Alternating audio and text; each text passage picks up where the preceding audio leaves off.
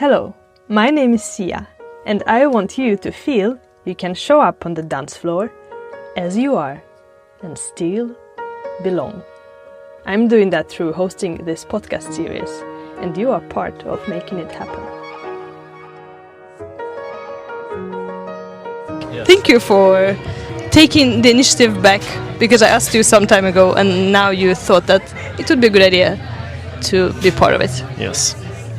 Yeah, you have no idea about the questions either, which is fun. So exciting. Yeah. What do you want people to know about you as a dancer? As a dancer? Start with that. Wow.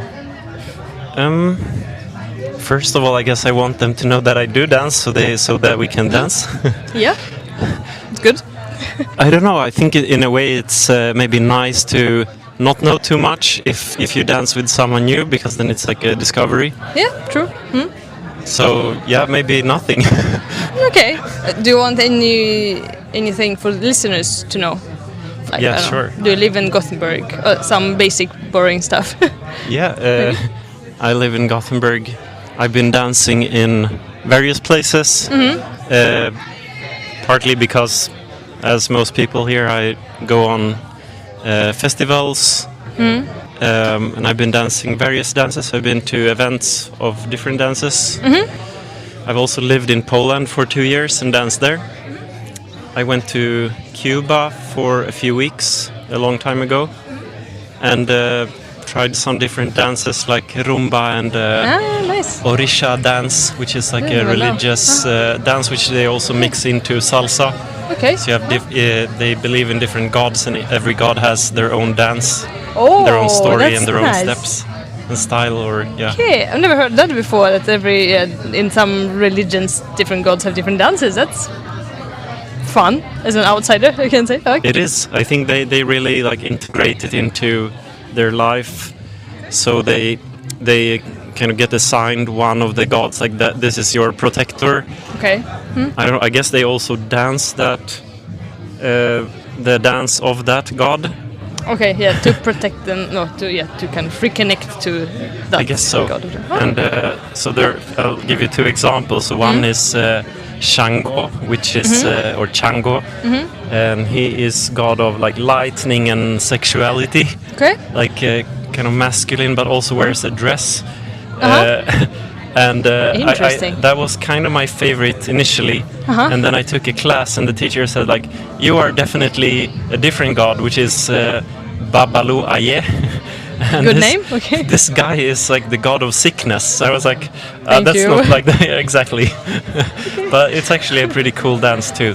Yeah, I like that one. But is it? I have no idea. Now we're going off topic. But Yes. is it a specific routine, or is it like a kind of dance? Good question. I guess, I mean, they have these rituals where different gods meet and I guess replay stories in their tradition, and then each god has the music has different parts. I'm not sure I know the names, but it has different parts and different steps associated with it. Probably there's some improvisation. But yeah. Okay. Oh, that's you could have mentioned that in the first question. Like, people might want to know that you're a god of sickness. Yeah, base or thing. maybe I'll scare them. Yeah, exactly. Don't want to get infected with No, that no, dance. no, exactly. Well, maybe what is it? Lightning and sexuality is even more scary in a way. Yeah, You're maybe. like, hello, I'm the god of lightning and sexuality. Yes. Maybe no. Don't start with that. No. Okay. So basically, we were recording the episode at around 11 p.m. during the minor swing. And I think what happened is that my phone went into the sleeping mode, which it does at 11 p.m. So the recording kept going, but it didn't. So it actually stopped at some point. And here we go. Now we're back to re-recording it, at least the second part of it. I think we can start from the first question. And thank you so much for finding a time and making it possible, because it's me who messed it up. My pleasure. Why do you dance? Because it's fun, I guess. It's. I think it's hard to imagine a life not dancing. I think dancing is a natural part of human culture. Like, people have probably danced for thousands of years, my wild guess. And it has a lot of effects on us. Like it's a social thing. We can interpret the music. It's creative. We are close to people.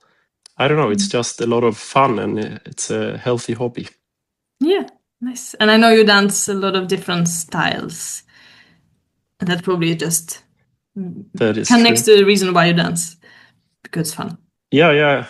I guess so. It's maybe it can also add that it's a cultural thing. You can learn some things about different cultures. Like maybe if I'm dancing to salsa or tango, the lyrics are in Spanish, and it's probably a certain mentality or culture, and can kind of also do it while traveling. And I think it's that's why it's fun to try a lot of different dances.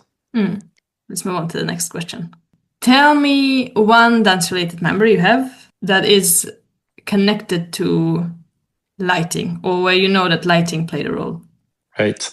I think lighting plays a role in all dance events, but it's usually dance events are at night, so you need some kind of lighting, and then lighting is usually cozy, so, which I think, it simply makes it cozier. But and I thought about that, like I kind of like the nighttime, and it creates a festive atmosphere with like dim lights, possibly in different colors. But on the other hand, during dance festivals, there are sometimes these tea dances where you dance in normal daylight lighting, and it's also it can be equally fun, but it's really a different vibe. So that's an interesting question. Well, it also reminds me of wasn't strictly a dancing thing, but I went to Stockholm for a concert with Aphex Twin. So there was some dancing going on while people were listening to the music, and the lighting there was completely extreme. He was standing in a huge cube with flashing lights in different colors and patterns, like almost a psychedelic light experience. So that clearly played a role. Yeah, I can. Lights up those neurons in your head. Yeah, I guess doesn't let you fall asleep either if it's late at night. You have to stay awake. Yeah, that is very true. I think you mentioned as well when we were recording the first time that you were dancing in some other countries. I don't remember now where it was. Was it different there? Because maybe you were dancing more during the daytime there? Just guessing. I think it was similar. I've danced a bit in Cuba. I've danced probably in many of my travels, regardless if I traveled for dance or not. So like United States, Poland, I don't know, a lot of places, Cuba. But I think, there's no difference. People dance day and night. Yeah, exactly, for sure. And now it's time of Hareng. I just came back from the first weekend, extended weekend, and there it's even more extreme because the first week days are even longer. So even me, who goes from the dance floor at 2 a.m., which is very early, the sun is already on the way up. You already see that it's bright. Special and also weird in some way. Yeah, so you feel like you're dancing day and night, even though you're just dancing very late at night. So the sun reminds you to go to sleep. Exactly. Instead For me, of waking definitely. Up. Yeah. I think not everybody reacts like it to that. But for me, it's like, oh no, I have to be asleep already. What's happening? Like, it's wrong. I need to be sleeping. Right. Okay. Next question. What is it that you specifically bring to the dance floor? What do I bring to the dance? I think I bring a kind of mix of dancing experiences. So when I started dancing Lindy Hop, I very quickly moved into the social dance floor. But however, I didn't know many dance moves, so I had to like mix in salsa moves to make it work. Yeah. And I think like dancing a lot of different dances can create these small elements of fusion. So probably the dances I've danced kind of make me dance, as some people have put it, a bit weird, hopefully in a good way. Mhm. Uh, yeah. But do you think that in the beginning you maybe did it because you didn't have a choice, and now you do it intentionally, mixing all the styles? Yeah, that's I think I try to, now that I know more like Lindy Hop and more Balboa moves, I guess I try to follow the Balboa style more, but I think it's fun to throw it in intentionally now and then. Yeah, exactly. It kind of surprises people, like, oh, I haven't seen that move, because it's usually from something else I've danced. Yeah. That was cool. I think it's fun regardless whether the follower in that case recognizes the move and where it's coming from, or if the follower just thinks, "Oh, wow, that's a new move," and still can follow it. I think it works very well. Most of these dances can be, kind of not maybe not mixed together, but you can really borrow some moves and some things from each other. So, yeah, for sure. Nice. Okay, moving on. There was a question from the previous guest. How often do you crush on people on the social floor? And how do you deal with that? That's a follow-up question. Or did you stop at some point? Right. Yeah, first time I heard this question, I thought it was to crash into people. Yeah. That doesn't happen so often. Yeah. Crushes, maybe they do happen to me. I think I'm a little bit like the guy in Chet Baker's. I don't know if it's Chet Baker's song, but I fall in love too easily. So I think mini crushes happen every now and then, and I kind of have been to many dance events, so I think these things happens, and could also happen to the listener, as another Chet Baker song is "It Could Happen to You." Exactly. But I think how to handle it. I mean, I think you have to handle it smoothly. Like, usually, it's a kind of a dance can be like a mini relationship that lasts 3 minutes, and then it's just over, and that's fine. But I think it's really, if it happens, it's not a bad way to meet someone. You already have a common interest, which is dancing. And I think a lot of people, there are probably a lot of relationships that formed through dancing, like famous teacher couples and so on. So I guess that's how I try to handle it.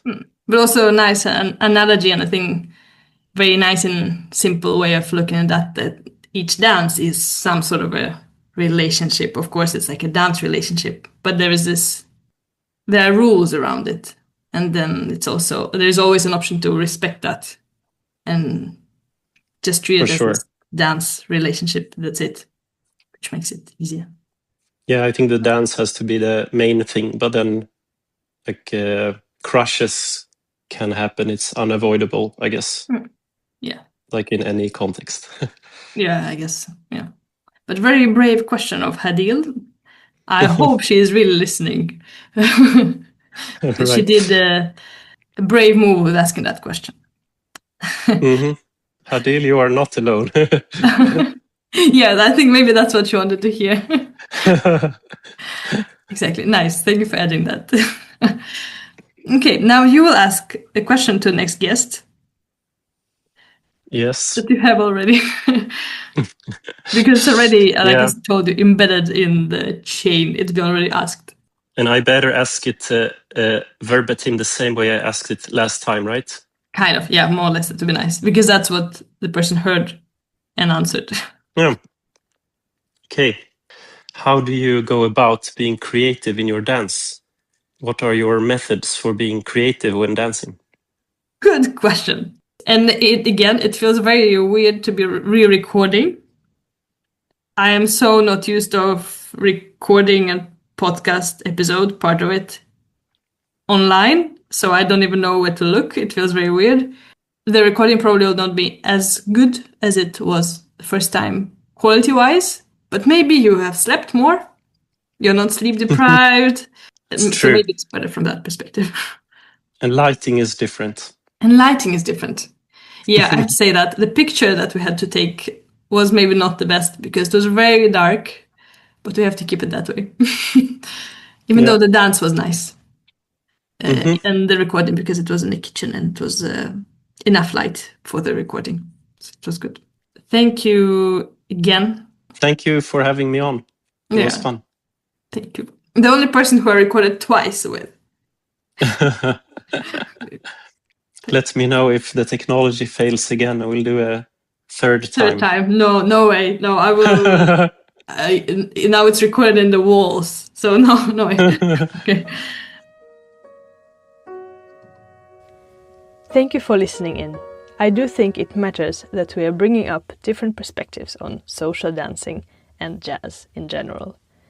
This is my way of making it more of an inclusive space where you and me feel like we belong.